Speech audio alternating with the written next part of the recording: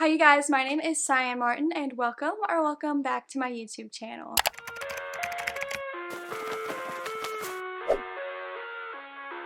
So today is day 2 of Booktober, and of course we are going to be going over all the books that I read in the month of August and September because I did not do a wrap up last month. So here we are, we're going through it, and I read a total of, let me see because I wrote it down. I read a total of 23 books in the past 2 months, so we're just gonna go through it. Last time I did this, I did it in reading order, but this time I broke it up into categories because I thought that would be easier if you're looking for certain genres. So that's how we're gonna do it. See if you guys like it better this way or the other way. So the very first category is actually thrillers slash mysteries, and I only read 2 in the past couple of months. And the first one is The Perfect Marriage by Geneva Rose. This one is about a girl named Sarah, and she is a lawyer who ends up defending her husband Adam when he is accused of murdering his mistress. So in this book you get both of their point of views, Adam's and Sarah's. You get to see why he got a mistress in the first place, the background of everything that's been going on in their marriage and how it is falling apart, and then you get to see Adam's point of view of what he is doing while trying to resolve himself of this accusation, I guess, and also Sarah as she's trying to fix it and figure out who the actual killer is. In the end you do find out who the killer is,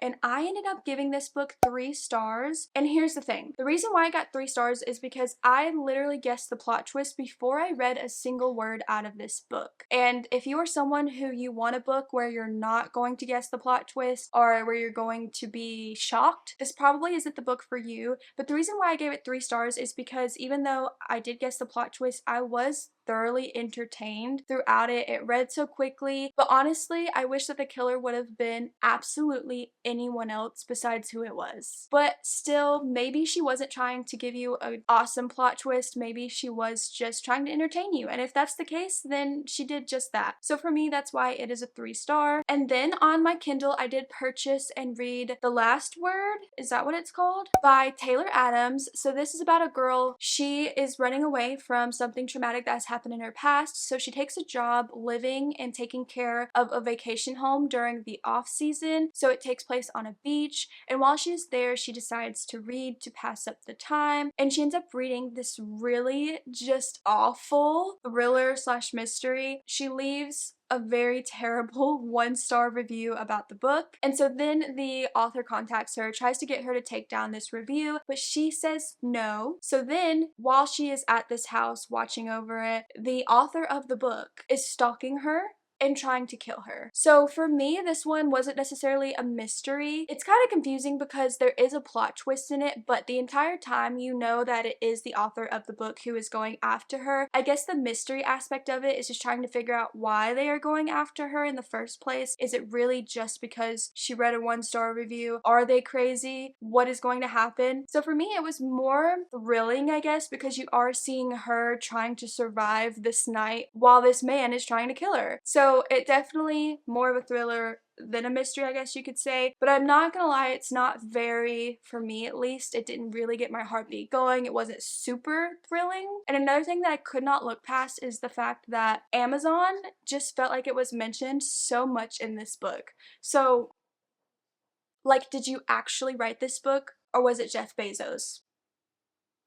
It's a serious question here. But I did give this book 3.5 stars just because of the fact that I think I am just more into a mystery. I didn't want to know that it was this author going after her. But then again, I don't know how you could have possibly made it to where you didn't know. I just wasn't super entertained the entire time. And also, there is a dog in this book and it doesn't get murdered, so that's a good thing. But the entire time, my anxiety was through the roof because there were multiple scenes where something bad could have happened to this dog. And I personally am a huge dog lover. You guys have seen my dogs in my videos. You might be able to hear them running around right now as we speak. So for me, I didn't like that. I didn't know that going in. I'm warning you now. If that is something you're not going to like, do not read this book. So those were the only mysteries slash thrillers that I read. Now we're going to talk about dark romances because I did only read one dark romance series, and that is The Cat and Mouse Duet by H.D. Carlton. So the first book in the series is Haunting Adeline. This is about a girl named Adeline who she is a writer and she moves into this house that was previously owned by her grandmother, and while she's in there she finds these diary entries talking about how her grandmother had a stalker who she fell in love with, and at the same time Adeline is also dealing with her own stalker and she does fall in love with him. His name is Zaid Meadows, and not only is he a stalker but he owns a tech company or like security company. In his free time he also takes down child predators and people who are in sex trafficking. So that is what is happening throughout this story. You do get both of their point of views, and I like it because you're kind of getting three different plots. So you're getting the backstory of what happened with Adeline's grandmother and her stalker, and Adeline just trying to figure it out because her grandmother was murdered. So she is trying to figure out who murdered her grandmother all those years ago, and at the same time you're getting Zaid as he goes on these missions to take down these different predators and sex traffickers. So that's really interesting, and then you're getting their story together as he is stalking her. It is very dark, there is a lot of smut in here, but I really enjoyed it because of all of the different plots that were going on. I thought that was very interesting. So I did give this 4 stars in the end because I just thought there was so much more than people made it out to be. People just make it out to be this super dark, smutty stalker romance, but there is so much more going on, like I said. However, definitely check up your trigger warnings before reading any of these books. So then of course I read the second one, which is Hunting Adeline. I can't really say much about this because the first half of this book picks up where the second half of the first one ends off. So without spoiling it, basically something traumatic happens with Addie in the first half of this book, a lot more heavy and a lot more dark than the first book. It did make me feel a little bit triggered, I'm not gonna lie, and typically I don't look up trigger warnings because I don't think I'm someone who can get easily triggered, but this is the first book that reading those scenes really did make me feel just weird on the inside and uncomfortable. So yeah, definitely beware of that. As I was saying, something traumatic happens to Addie in the first half of the book, but then in the second half of the book, it is Addie and Zaid teaming up to take down this really big sex trafficking ring, and they partner up with another girl named Sibby, who you do learn about her in the first book just a little bit, and then she pops back up in this book, and I really love her character. I think she's my favorite character, but she is also very traumatized by something that happened to her in her past. That was this one. I gave this one 3.75 stars. I just couldn't give it as high of a rating as the first one because the first one I thought was pretty fun. There were a few triggers, but in this one, it went a lot more into detail. It just wasn't as fun as the first one. Even though I'm sitting here telling you that it's triggering, what does that say about me? I don't know. But yeah, this one did get a lower rating just because of how it made me feel. But like I said, they're just so much more than I think people make them out to be. So I do really enjoy those. And then the third book that I read is technically a novella, and it is part of this series. It is called Satan's Affair. I think you're technically supposed to read it first, but I didn't even know about it until afterwards. So I read it last, and I would recommend reading it this way because the novella Satan's Affair is all about Sibby, who I mentioned earlier. She is an important character because the three of them kind of have this found family that goes on. And so Sibby, she grew up in a cult and she escaped, and so you're seeing her story, learning everything that happened with her in that, and then also you kind of get her point of view between when her and Zaid and Addie meet because you only got their point of views in these books. Does that make sense? I'm trying to explain it the best that I can. So that is what Satan's Affair is about. But like I was telling you, I recommend reading it last because if you read it first, it's going to be confusing to read that, and then you read this and you don't even get introduced to Sibby until like halfway through. So I feel like if you read these first and then read Satan's Affair, you're going to care about Sibby a lot more. Does that make sense? I hope it does, because that's the best I can do for you. But I did give Satan's Affair 3 stars because typically I give all novellas 3 stars just because there's not much that's going on. So those were the only dark romances that I read. The next category we're going to go through, I would categorize these as just adult romances. You could obviously always categorize them more like sports romance, college romance, billionaire romance, small town. You get what I'm saying. There's so many subgenres, but these are just, they're not dark romances and they're not fantasy romances. They're just kind of my adult romances that I have read in the past couple of months. The first two are actually Finding 13 and Keeping 13 by Chloe Walsh. These are the first two books in the Boys of Tommen series. Both of these are actually about the same couple, Johnny and Shannon. So they are both teenagers in high school, but I'm telling you right now, it does not feel like a super cheesy high school romance. These are actually deeper. Also look up your trigger warnings for these, but basically in these, Shannon, she is very shy and timid due to her traumatic home life, and she is also being bullied at school, so she ends up convincing her parents to let her switch to a private school. She ends up transferring to this school, and while she is there, she meets Johnny Kavanaugh. He is the star rugby player. He's very popular, comes from a rich family, and has a great group of friends. Him and Shannon meet at this new school. They slowly start to get to know one another and build this beautiful relationship. He literally stops people from bullying her. He brings her into his friend group as well as her other friends at this school, and just is so sweet and wholesome. You also get to see some of the other characters, such as Shannon's brother, Joey, who the next two books in the series is about. And then you meet Gibbsy and Claire. Gibbsy is one of Johnny's friends, Claire is one of Shannon's friends, and they are the next book that Chloe Walsh is writing. It's got great found family, and you might be thinking that that is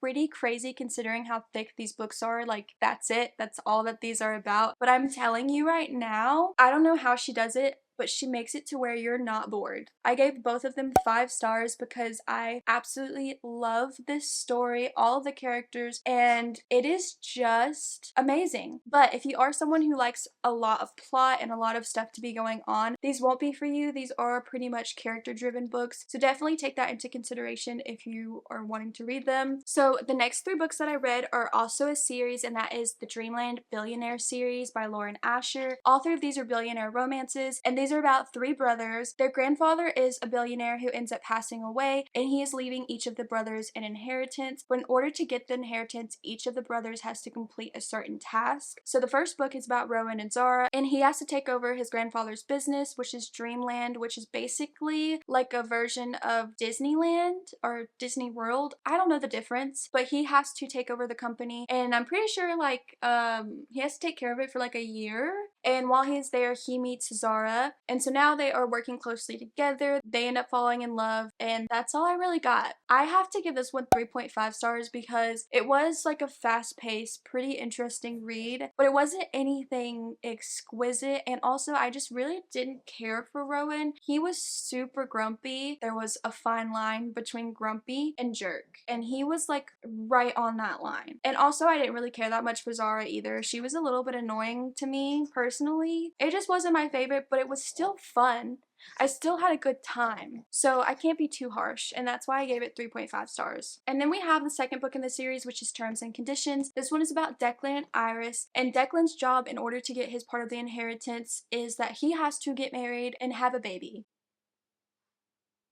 Seems a little ridiculous, but it is what it is. So he ends up going into a fake marriage. Well, not fake. They do get married. So it's more of like marriage of convenience with his secretary, Iris. So we kind of have that workplace romance as well. Throughout this story, you're just kind of seeing their personalities clashing, them trying to deal with this new arrangement that they have, and then along the way, they of course are falling in love with one another. I liked this one better than the first book. I do think Declan is a lot grumpier than Rowan, but for some reason, I think Iris really is the main reason why I like this one a little bit more, and I feel like the storyline too was just a little bit more interesting. So I did give this one 3.75 stars. It was a little bit better, but still, it's not anything extraordinary, you know? But I'm not like hating on them. So then the last one is Final Offer. This one is about Cal and Alana or Elena, and his job is to sell like their family vacation home, but when he goes there, he realizes that it is occupied by his ex-girlfriend Alana. So this one is a second chance romance. You are getting to see what happened to them in the past, why they didn't end up together, and them kind of working together to renovate this house in order to sell it. And at the same time, Cal has an alcohol addiction, so you're seeing him battle with that and better himself so that he can be the man that she deserves. And I like this one a lot more. I think it's the best out of the whole series because it is a little bit more emotional and heavier. I did end up giving it 4 stars. I am am just someone who likes a deeper, more emotional romance, so I think that's why, because this one is definitely the heaviest out of the entire series. But if you are looking for just, dare I say it, fun and fast-paced little romances, go for it. Okay, and then the last three just adult romances that I read were all three of Ali Hazelwood's books. That's upside down.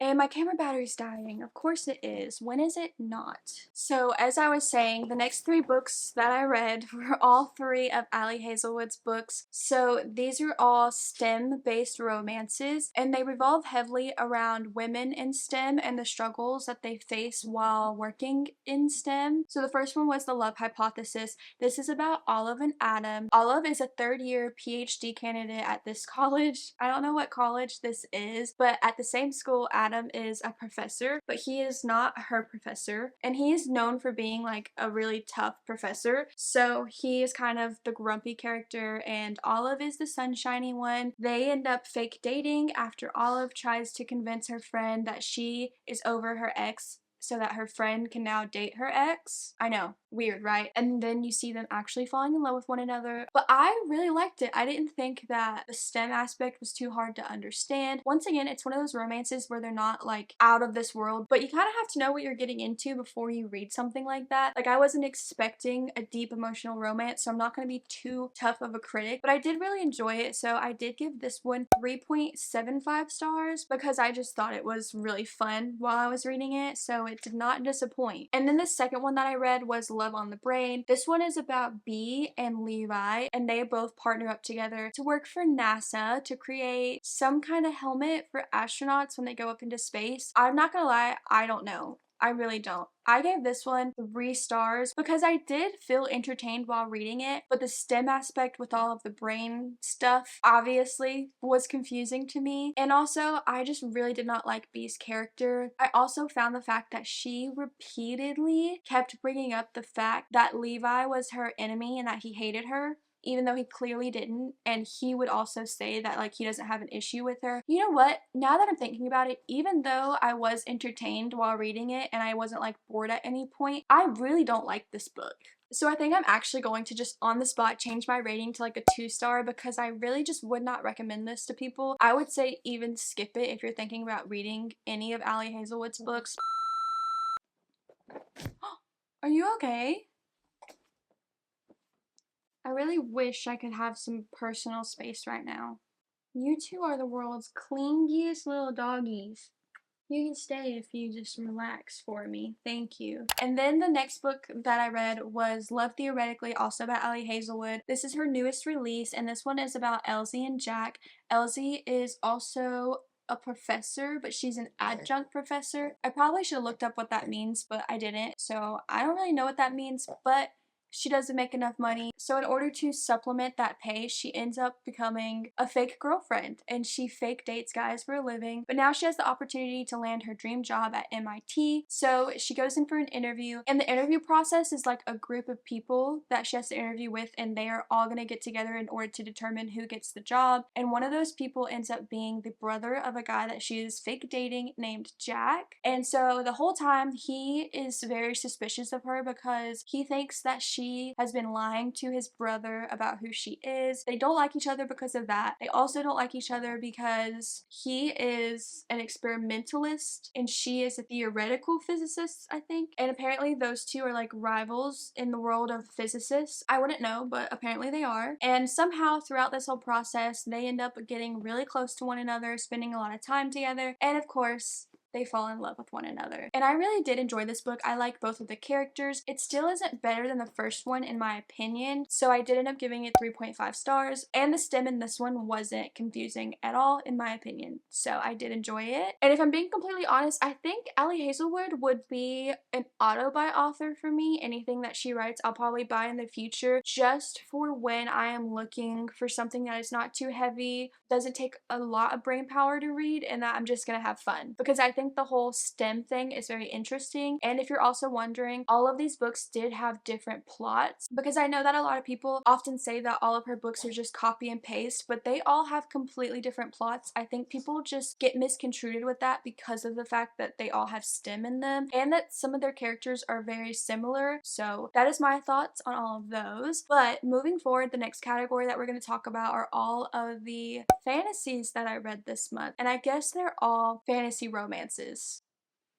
So, and that is also going to be the last category that we talk about. So the first two books plus novella that I read are all part of the Crowns of Nyaxia series. So the first one is The Ashes. No, it's not. The first one is The Serpent and the Wings of Night. This is about Aurea and Rain. Aurea is a human who was taken in and adopted by a very powerful vampire king whenever she was very young. She grew up her whole life training with this king, and when she became of age, she decided to enroll in this competition. I forget what it's called. Kajari. So she decides to compete in this with all vampires. So she is the only human in this competition, and these are very Hunger Games-esque types of trials where she could die at any moment. She does form an alliance with another vampire named Rain, of course, but they know that their alliance will not last because the very last round of the Kajari, only one person can win. So they know that at some point they are going to have to betray each other, and that becomes very difficult when they fall in love with one another. Even though they both really want to win, because whoever wins gets one wish granted by the goddess Nyaxia.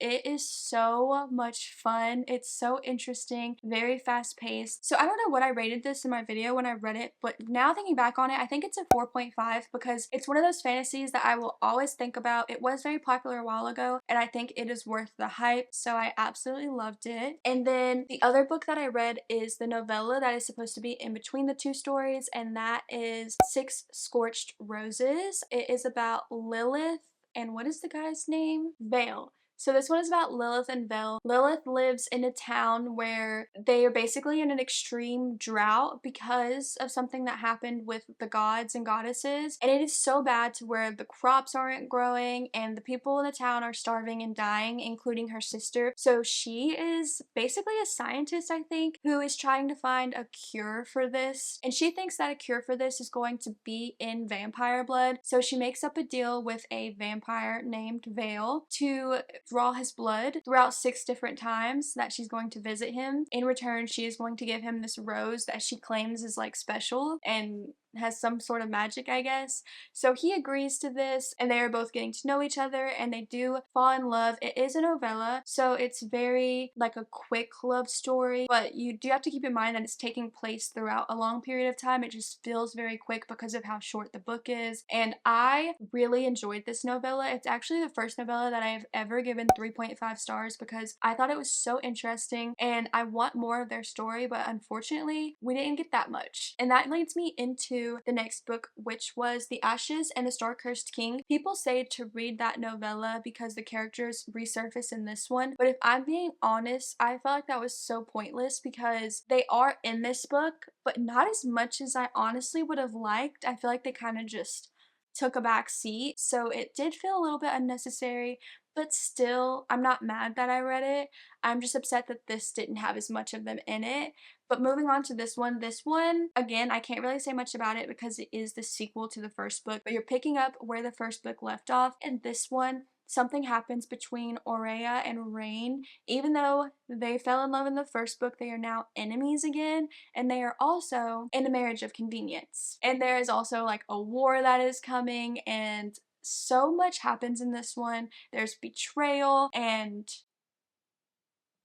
yeah, and at the same time, Aurea is discovering all of these huge secrets, and her life is just changing completely from everything that she thought that she knew. I did rate this one a little bit lower. I would say it's more of a 4-star as to the first one being a 4.5, but just for me, it is a 4-star because it's more political and not as entertaining as the first one because it doesn't have trials, but that's just a me thing. I don't know if I'm the only one, but like, if it doesn't have trials, it's not as interesting, you know? Because I love the like adrenaline that goes through me when they're competing in trials. But still, it was really good, and I think more books are going to be coming out in this, so I will continue reading them, but this one just didn't quite do it for me as much as the first one. So next up, I read Dance of Thieves. I know that there's technically another series before this. I forgot what it's called, but you don't have to read it before this. They are just in the same universe, and a lot of people do recommend it.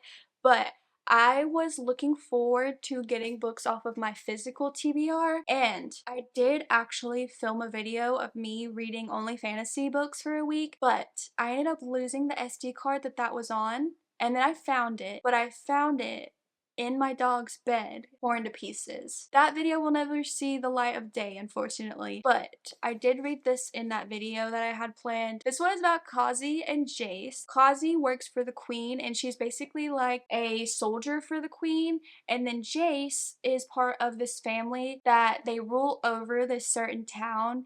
Even though they're not technically the rulers, like they just hold a lot of power and everyone knows them. But in this book, Kazi and 2 other guards are sent out by the queen to go and talk to the Ballinger family, which is Jace's family. So they are meant to go and talk to him, bring him in for questioning, but then her and Jace end up getting kidnapped together and escaping together, but they are also handcuffed together. So you're seeing them on this journey back from being kidnapped, surviving in the woods on their trek back home. You also see them fall in love, and then there's also a lot more politics going on behind the scenes with the queen and his family and why they're outlaws and them trying to regain power. And I did really enjoy this one. It is a very thick book, but it was so interesting to me. I gave it 4 stars. I really enjoyed it, and I love their love story and just seeing them on this journey, enemies to lovers once again, and it was so much fun.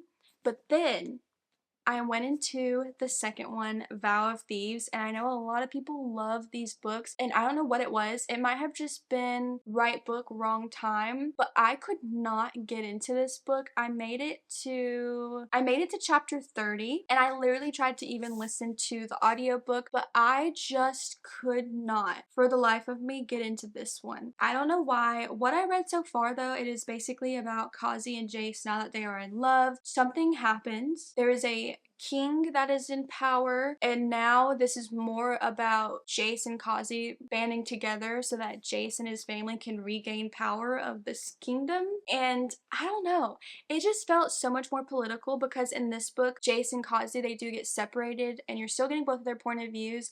But I think because it was a lot more political and not super romancy, at least to the part that I got to, I just couldn't get into it. Maybe I can get into it in the future, but just reading this right after this, it felt so different, and I couldn't get into it. So it is a DNF, but it's not like a forever DNF. I do think I will pick it up one day eventually, especially because I do have the audiobook, so we will see what happens with that. But then I ended up reading the entire Caraval trilogy. I have the UK covers. Let me tell you guys. First off, let me tell you what it's about. So the first one is Caraval. Caraval is ran by this man named Legend. He is someone that no one knows what he looks like, and the people that do know who he actually is, there's like a magical force over them to where they can't reveal who he is even if they wanted to. Caraval is this once a year thing where it happens in like a different city every year, never goes to the same city, and it is just this very magical, whimsical carnival, but at the same time it is always a game, and at the very end, whoever wins, there's a prize that they can win, and they are given different clues, so they have to go throughout all of these magical places and find the clues. And during this carnival, 2 sisters, Tella and Scarlet, end up attending after trying to run away from their awful home life, and while they are there, it turns out that this year the game is going to be that Tella was kidnapped, and now her sister Scarlet has to follow all of these clues to try to find her. And at the same time, it's like she doesn't know what's real and what's not, and all of this stuff keeps happening. But when she wins and finds her sister, she does get one wish. So there are now 2 incentives for her to win Caraval this year. And this one was a little bit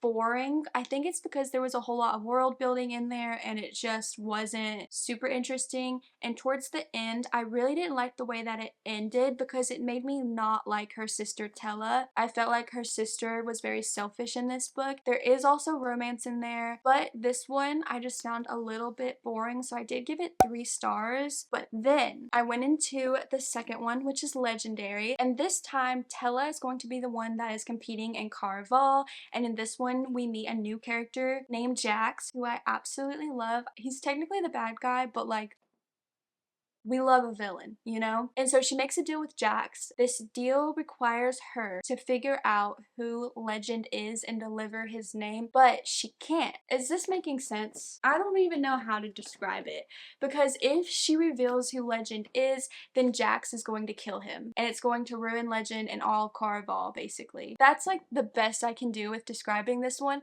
But this one was so much fun. It was so much more interesting to me. I still am not the biggest fan of Tella's character, but I think she redeemed herself a little bit in this one. She's still pretty selfish, but I did really enjoy this one. So I gave this one 4 stars, thought it was really fun, and yeah, that's all I really have to say about that one. Then the last one is Finale, and in this one you're getting both sisters' point of views. Both sisters are basically in love triangles, which I loved. And in this one, you are learning more about these characters that pop up in the other books too. They are called Fates. They are really bad magical beings, and someone is trying to release all of them into this world to kind of take over, but her and her sister are trying to stop it. And so you're getting both of their point of views.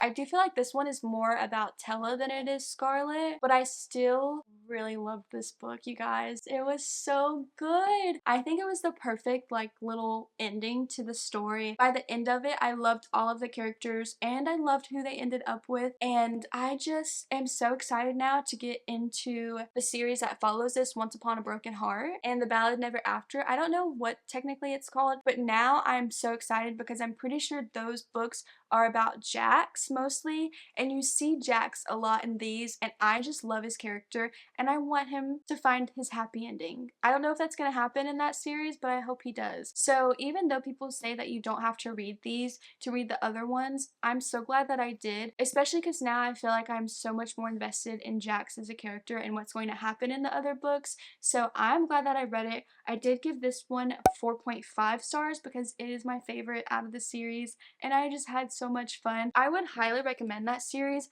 I know a lot of people say that it's not as good as the Once Upon a Broken Heart, but I am obsessed. But then the last book that I read was actually on my Kindle as well. It is on Kindle Unlimited and it is called To Wake a Kingdom. I'm pretty sure this is a standalone and it is a Sleeping Beauty retelling. So the main character, honestly forgot her name, but she had a curse put on her when she was younger, and in order to stop this curse, whenever she turned 21, they put another spell on her to where she would go to sleep until they would find a cure. But then she ends up waking up to a man literally standing over her with a dagger trying to kill her. She kills him, and then she realizes that everyone in her castle is frozen asleep.